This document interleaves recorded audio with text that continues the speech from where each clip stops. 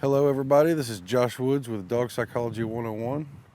And today we're going to talk about a topic that it could be a little sensitive for some of us, but it's something I've come across countless times in my career. And I will share my opinion and advice, I guess, as to how I feel about this. Um, a lot of people I have met, obviously in my line of work, if you've sought me out, you're having some concerns, behavioral issues, some problems. You're seeking some answers in that area. But I deal with a lot of people, like a lot of us rescue dogs, um, and I don't know. So we just kind of, I won't sugarcoat it. Shh, boys, here we go again. Every time we film, trying to work here. Ellie, I tell you, they know when we're doing this. They do it on purpose. Boys.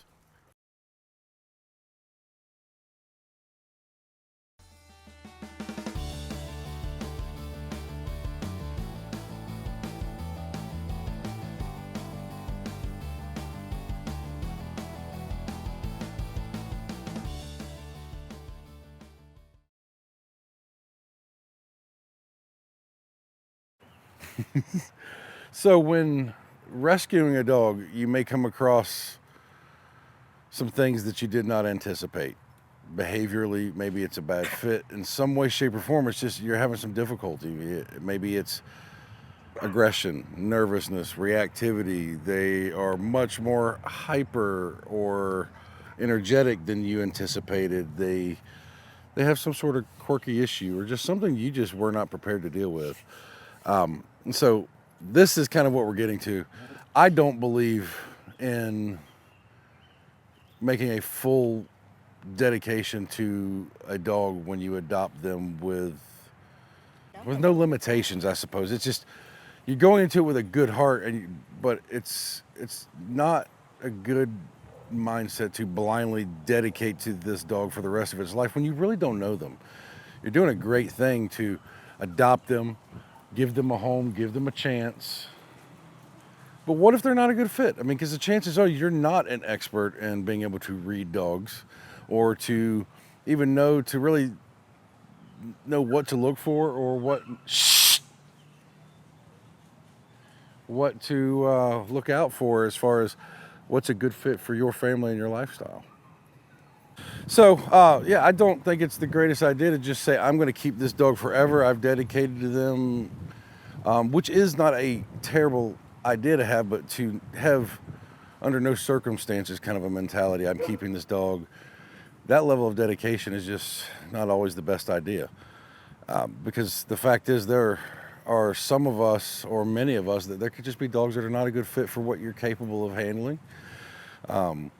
Maybe you can't exercise them enough. You don't have enough resources or time or the temperament to deal with, let's say, if you've got a really strong, confident, pushy dog. Or maybe you're a very soft hearted, sweet human being that really has a hard time with structure and rules and follow through.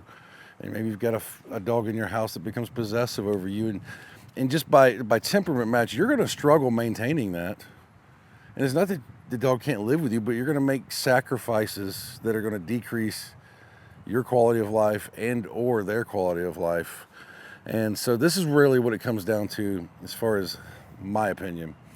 If you find that's the situation you're in, you're not giving up on the dog to decide that I'm not a good fit.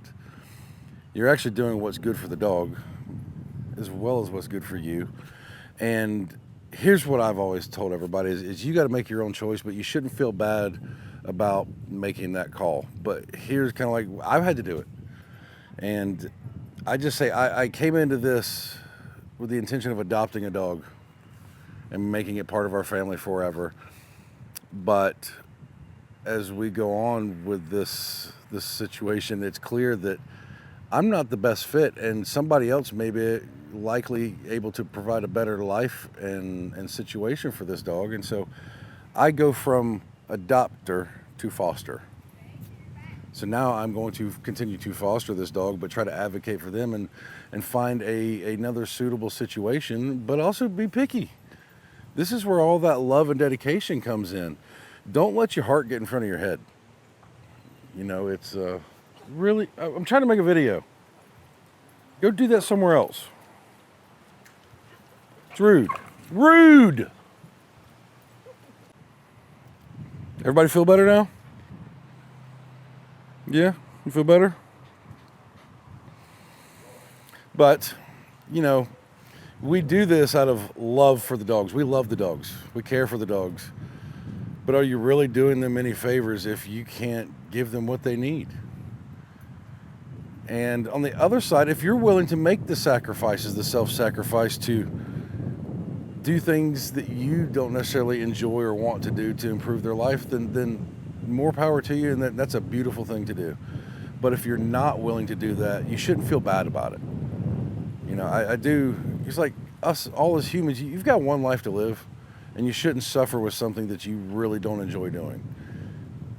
People that make those sacrifices that are hard and are difficult like it to some degree, and it's just a difference. You know, you got to be honest with yourself. It's you shouldn't feel bad about changing your mind, but I don't believe the most responsible thing to do is to just go dump the dog on somebody else without informing them, vetting them. Kind of, you should be the dog's advocate and foster home at this point.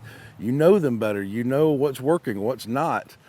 And let's go find somebody else out in the world that can help us all. Maybe a common example that I've seen over time, or let's say, not to pick on the breed, but huskies, for example. Not every husky, but a lot of huskies, or it's not a common thing. You know, we all know that they're originally, you know, they're sled dogs, so they're supposed to have a ton of energy and stamina, and they're intelligent, and so, you know, they require more stimulation, more exercise.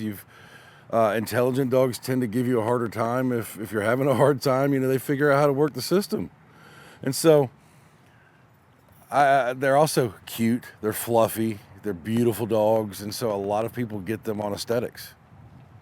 How many people that have dogs and saw them on a website or saw them on a rescue group's page fell in love with the dog before they ever met it, just based off looks? Which is fine. You know, it's the same. You go car shopping, you have an idea of what kind of car you want, but you should probably go drive it and check it out before you just buy it. Kind of the same with a dog. If you start to interact and this beautiful, cute dog is not, what you were looking for, is a lot more than you anticipated, I'm just saying rethink it. You make your own choice, but the big thing is just you've got to be able to give them what they need. If you're dealing with your new high energy, crazy, beautiful, handsome husky, but you live in an apartment and you work 60 hours a week and you're in the city and you've got all these hurdles to get through, you got to make a choice. It's either we're going to find a dog walker, we're going to hire a professional, we're going to find a daycare. Hey,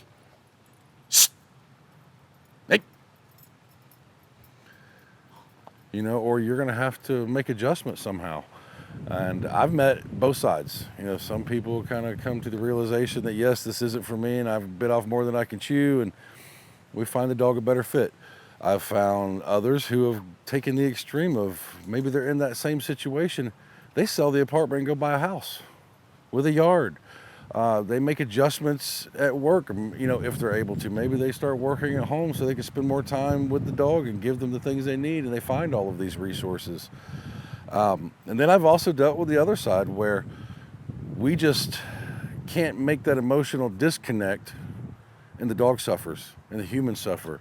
They're living in the house and in a crate all the time when we're not home because they chew everything and they pee everywhere or whatever the case is.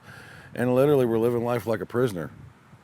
And I'm not trying to make anybody feel bad. I'm just trying to bring reality to the front of our brain, because us as humans have a tendency, especially with dogs and animals, our heart gets in the way of our head. Our compassion gets in the way of our intelligence and reality.